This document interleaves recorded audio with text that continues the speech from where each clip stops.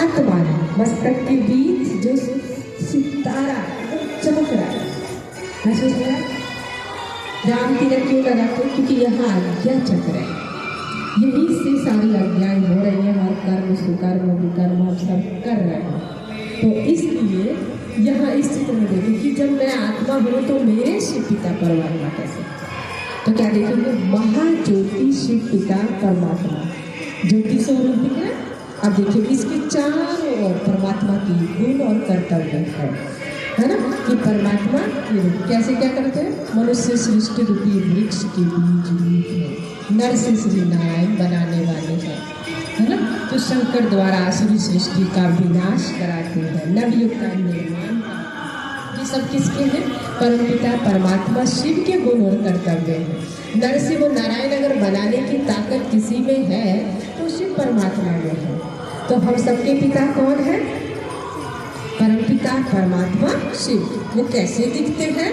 महाज्योति स्वरूप। कैसे? जैसे पूजा करते हैं शिवलिंग के रूप में उनके, तो 3 लाइनों के बीच में बिंदु, तो वो ज्योति स्वरूप परमपिता परमात्मा। शंकर जी के सामने हमेशा आप शिवलिंग देखते हैं, जैसे कि शंकर जी की आराधना में लीन है ना। अब इस चित्र में नेक्स्ट में आप ये देखेंगे कि इस चित्र में वो दिखाया कि वो सबके पिता हैं, हिंदू मुस्लिम सिख ईसाई सब उनको मानते हैं। इसकी डिटेल आप जानेंगे जब आप सेंटर आएंगे। यहाँ पर है साकार मनुष्य लोग जहाँ आप खड़े हैं, और इससे ऊपर है सूक्ष्म लोग जहाँ सूक्ष्म देवताएं रहती है, सूक्ष्म शरीर एग्जिस्ट करता है। इससे ऊपर क्या है? परम धाम, परम धाम जहाँ पर हम सबको जाना है, हम सबका घर है। यहाँ आपका घर अलग है, मेरा घर अलग है, आपका तो आपका मेरा क्या नाता, आप अलग मैं अलग, आप कहाँ के मैं कहाँ के, है ना। लेकिन हम सब एक ही घर से आए हैं, हम सब एक ही पिता की संतान हैं, हम सभी शिव पिता परमात्मा के बच्चे हैं। इसीलिए हम कहते हैं हिंदू मुस्लिम सिख ईसाई आपस में हम भाई भाई, है ना। तो मैं आत्मा, हम सब आत्माएं हैं, है ना। यहाँ पर देखिए इस चित्र में क्या दिखाया है? ब्रह्मा विष्णु और शंकर के भी रचयिता शिव पिता परमात्मा है। और इसमें क्या दिखाया है कि ये पूरी सृष्टि, ये सारी दुनिया चलती कैसे है? सतयुग त्रेता द्वापर कलयुग, चारों युगों से होते हुए दुनिया चल रही है। तो आप देखो यहाँ पे क्या है कि कलयुग के बाद कौन सा युग आने वाला है? सतयुग। लेकिन इन दोनों के बीच का जो समय आपको युग दिखाया है वो है संगम। ये वाला टाइम है। संगम का मतलब क्या है? मिलन, मिलन, है ना। तो ये ना केवल युगों का ही बात है बल्कि हमारे आत्म और परमात्म मिलन की भी बात है।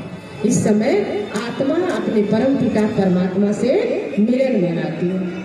तो अब इस कलयुग के बाद सतयुग आने वाला है, तो इसके लिए ये परमात्मा ज्ञान दे रहे हैं। अभी जो चैतन्य झांकी जो आप देख रहे हैं ना, ऐसे ही संसार आने वाला है देवी देवताओं का, जहाँ हम सब देवी देवता होने वाले हैं। तो परमात्मा हम सबको ऐसा बनाने के लिए आए हैं और ये ज्ञान हमें दे रहे हैं, ताकि ये ज्ञान लेकर हम अपनी आत्मा को शक्तिशाली बना सके, पाप मुक्त बन के पवित्र बन सके और नई दुनिया में जा सके। तो इसके लिए क्या करना होगा? राजयोग, मेडिटेशन। जब पाप किया है तो भगवान के पास बैठ करके उसको धोना भी तो है। पाप कटेश्वर परमात्मा के पास बैठना, उसको याद भी तो करना है, ताकि हमारे जन्म जन्म के पाप कट सके और हम नव युग में जा सके। तो चलने का विचार है, चलना है, ठीक है। तभी तो आप आए हैं, नहीं तो देखो कितने सारे लोग आए और चले गए, ठीक है। थोड़ा सा सुना कोई चले गए, लेकिन जो यहाँ रुकता है वो बहुत स्पेशल आत्मा है। हाँ, आप सब बहुत स्पेशल हैं, आपको तो जाना ही है, लेकिन इसके लिए थोड़ी सी मेहनत आप करिए, इस ज्ञान को सही से समझिए, आइए और जानिए। तो ये ज्ञान है क्या? तब आपका जीवन देखिए ऐसा देवी देवताओं जैसा बन जाएगा, लक्ष्मी और नारायण की जैसा। तो आपको निमंत्रण है, ईश्वरीय निमंत्रण। आप ये समझ लीजिए, परमात्मा ने आपकी भक्ति स्वीकार करके वरदान दिया है जगदम्बा के द्वारा कि आप चलो नवयुग में, नई सृष्टि में। तो आप ये ज्ञान लें, और आप अगर लगता है कि हम भूल सकते हैं ऐसा कुछ है तो आप अपना फ़ोन नंबर भी लिखा सकते हैं। पीछे हमारी बहन जी बैठी हैं। 4, 5, 6 तारीख को ये ज्ञान अच्छे से हम सब आपको बताएंगे। ठीक है? ओम शांति।